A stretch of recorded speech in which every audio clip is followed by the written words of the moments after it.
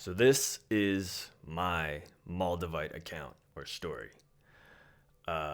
Before I get into it, I want to make it clear I'm not here to try to tell somebody or persuade someone that the changes that happened in my life are because of Moldavite or whether it's because of something else like my intention or the grace of God, the universe, whatever it is. But the story that happened since I started wearing a Moldavite pendant last year is it's epic and you can't make it up. So let's get into it. Whether you're curious about Moldavite, which you probably are because you're here, be careful. And I say that with a lot of love, but the kind of warning that someone will give someone else when they want to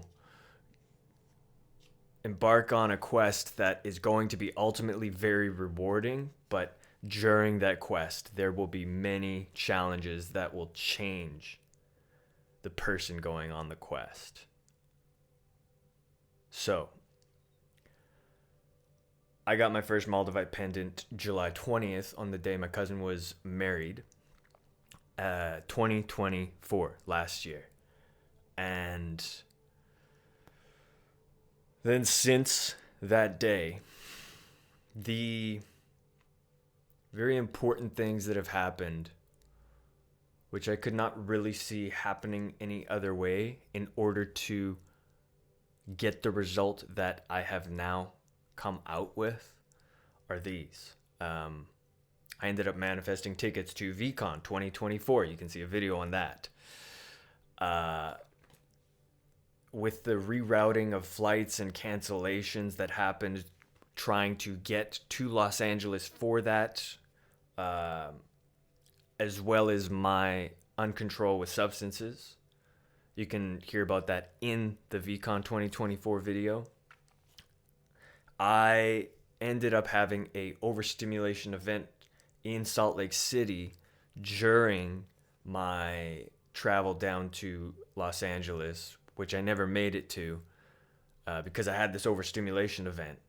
I had mixed cocaine and armodafinil. Do not do that. And I ended up damaging property, a car. And because of that, I was given, what would you call it? I was booked into jail. I got charged for damage of property under $5,000, and I ended up going to jail in Salt Lake City during the time of which I had free tickets to go to this event, VCon 2024. Once I got out of jail, which I didn't even know what the time frame would be that I would be in jail when I got in. I was so delusional in the state of mind that I had going on from the habits that I had at the time, just using different substances, having the biggest thing was having this delusional mindset that because the law of attraction and vibration and the law of whatever it is, like if I'm creating my reality, then everything's going to be okay. I won't have to pay the consequences and I can just create the perfect thing to happen for me. I was in this delusional state of mind without paying attention to critical thinking things that one must or eventually decides they need to. So I had a delusional state of mind. Then I get out of jail after about 5 days. I'm able to rebook my flight and return to Calgary where I'm living at the time. And let's see, then over the course of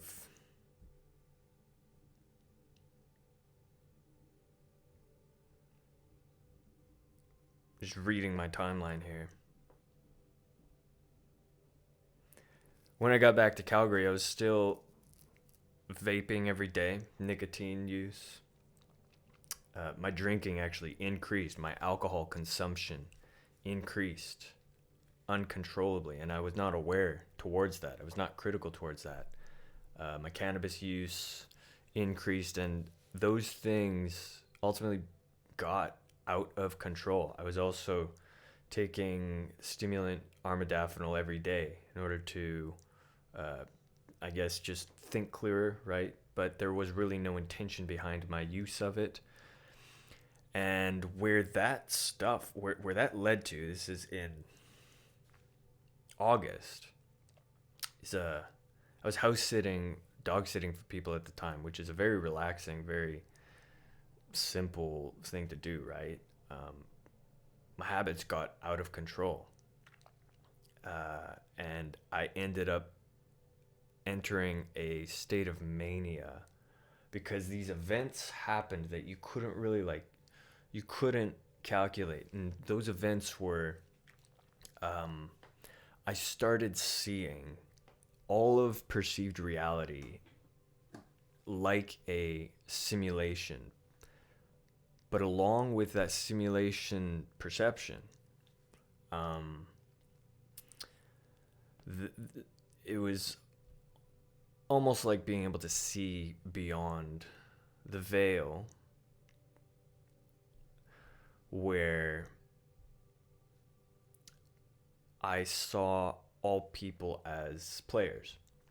So playing in this game of reality that we have.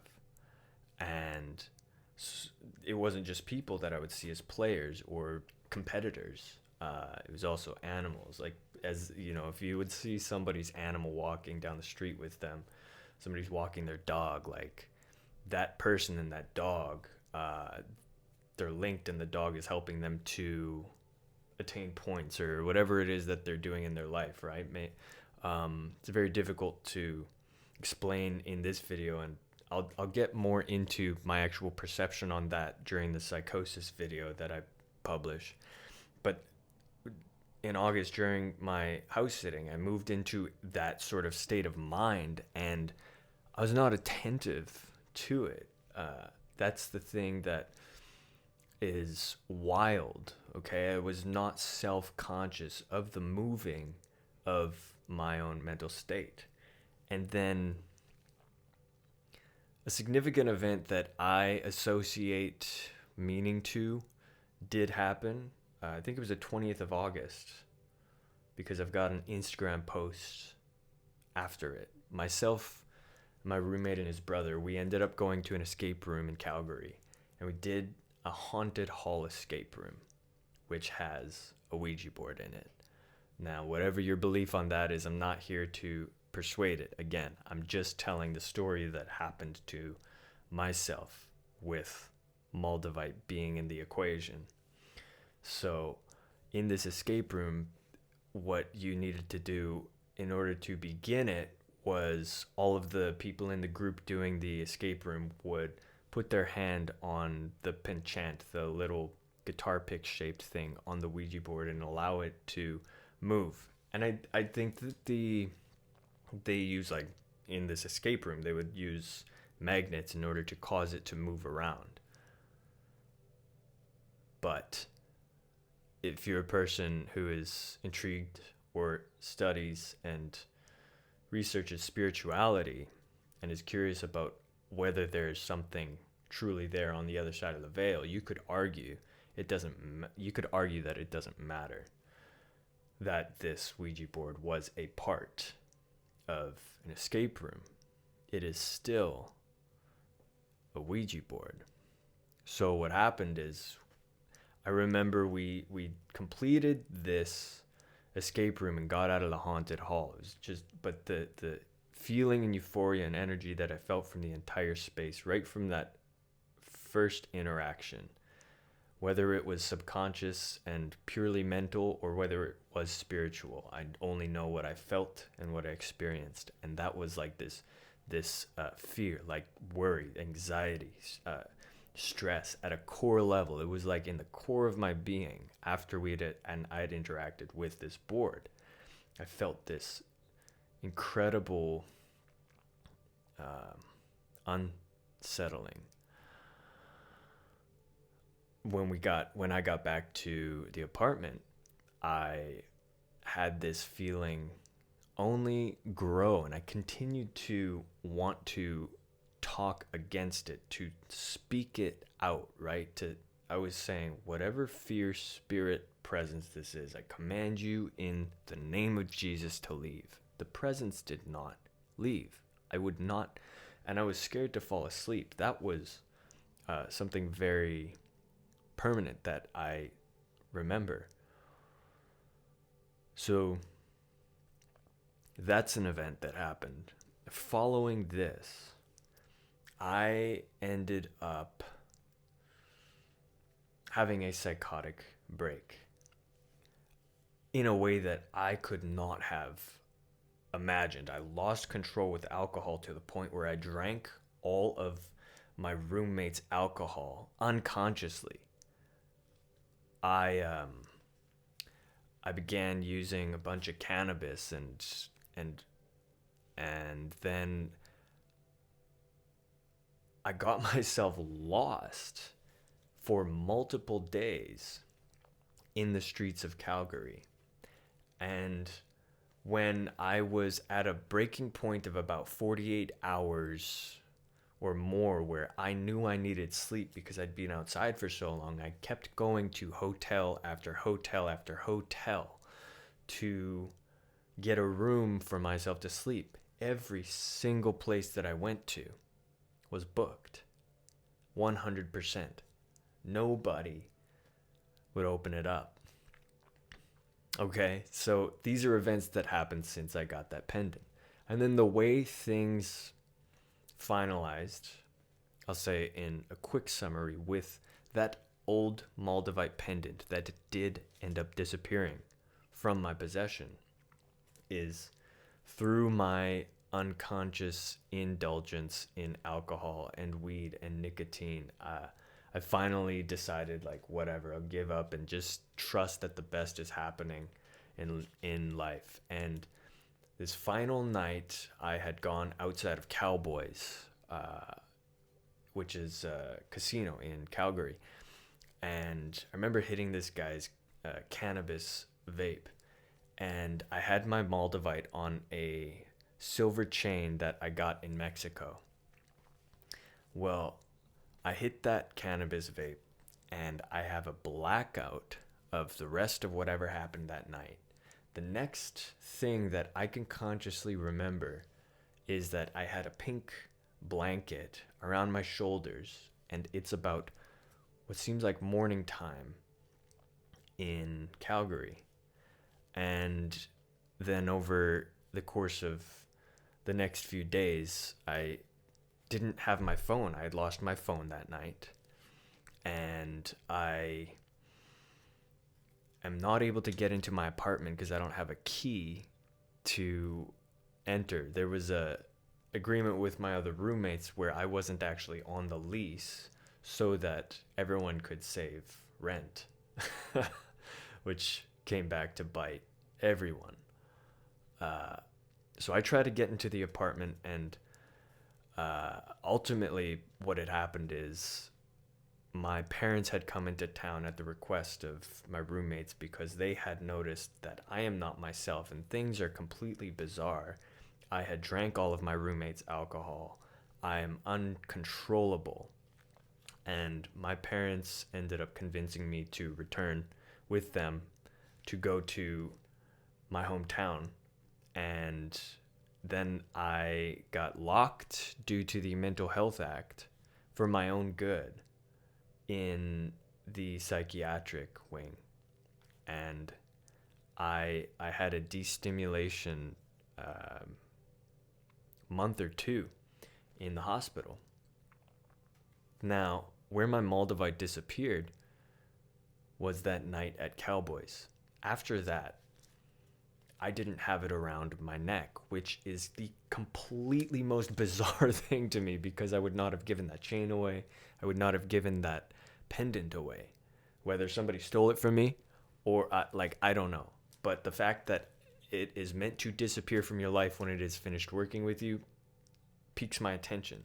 I did not find out that it is meant to disappear from your life when it is finished working with you.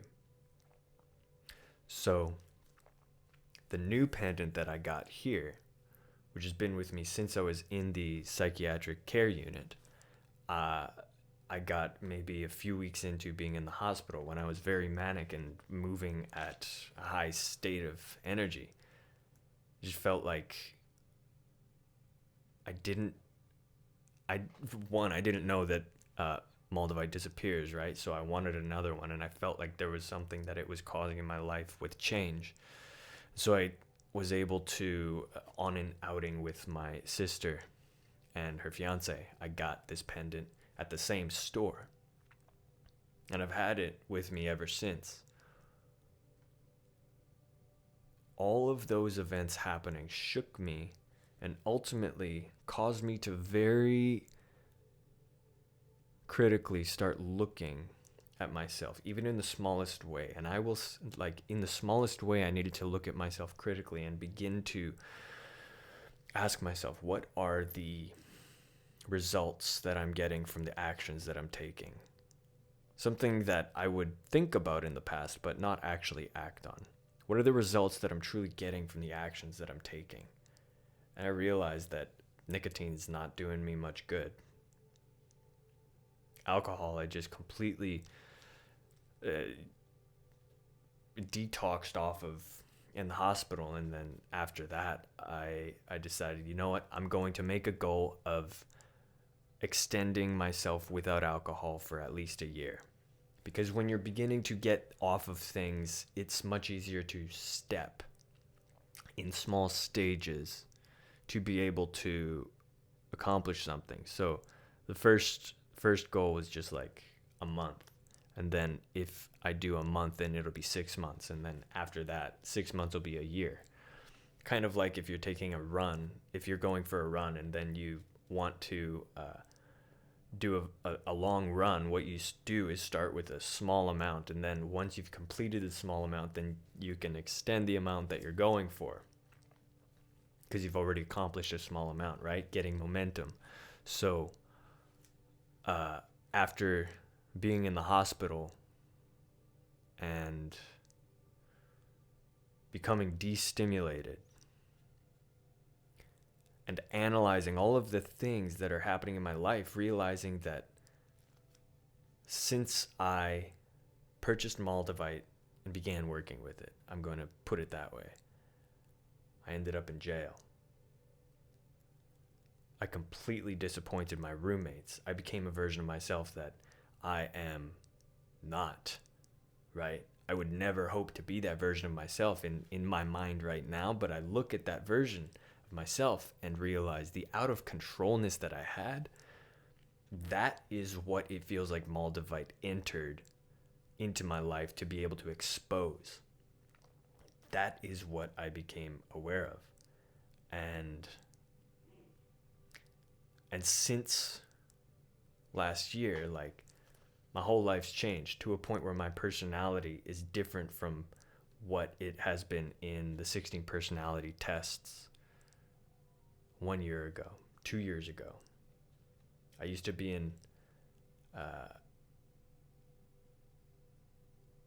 ENFP, and now I get the ranking for ESTJ. It's not a huge thing, but what I notice are my habits and relationships and actions are absolutely different from what I was even interested in taking action on last summer. I've become sober. I've become more aware of what is truly good for the body. I began things like SR, all of these things which you can see videos that I've made for on this channel. But ultimately, my life definitely got completely destroyed and rebuilt with Moldavite in my life. Now, what happened to that first pendant? I have no idea. It would be very nice to have those answers. Did I drop out of a parallel reality and just end up in another one? That's a fun thought experiment to do, right? It's now the middle of May in 2025. So 1 year ago, May 27th, I had manifested a coaching session with Gary and Jones. I remember clearly that he from the goodness of that man's beautiful heart, he was doing live coaching sessions for free for people. And as I was watching it, one person canceled, and he was trying to welcome other people into the live with him. And I kept thinking, this is it. This is my time to be able to communicate with him. And I just had this knowing at the time. All right. So then I get invited into the live, and it really was like the energy that I felt immediately from being in live with Garion. Beautiful, startling too, like powerful. And the reason I bring up that live is because there was one thing specifically that Garion said that stuck with me. He said that if you've got a ship moving in the ocean, or you've got a boat moving in the ocean, you want to remember that if you're going to be changing direction for where that ship is moving, it can be quite easy if you've just got a 20-foot boat, right? You can just start changing it. But if you have a freighter, like one of those giant barges, and you've got to stop that thing, and then you've got to turn it in the opposite direction, it is going to take much longer in order to be able to accomplish that. It'll take much more energy, but it is possible. I think about that live that happened with Garion and what he said, and I reflect on it now, realizing that that was almost like a foreshadow for the rest of the year, and looking into what has happened in order to get me to this spot, being able to reflect my Moldavite story and what it took in order to shift my attention and my intention to be the highest, best version of myself. It was a lot. It is an incredible amount. Ultimately, I'm very grateful for it. So that's where I'm going to leave this video, and my advice for you, because you have been watching this for so long, if you are curious with Moldavite, I want you to be critical with yourself and ask, am I willing to pay the cost of the worst thing happening to me? Of really, really having things that will be the most embarrassing things in my life to happen. Am I willing to face those things and to still have the grace for myself to see them for my highest, best good? I'll be one to testify that it is worth it if you put your mind and your heart to it and truly do intend to be the fullest, best expression of yourself.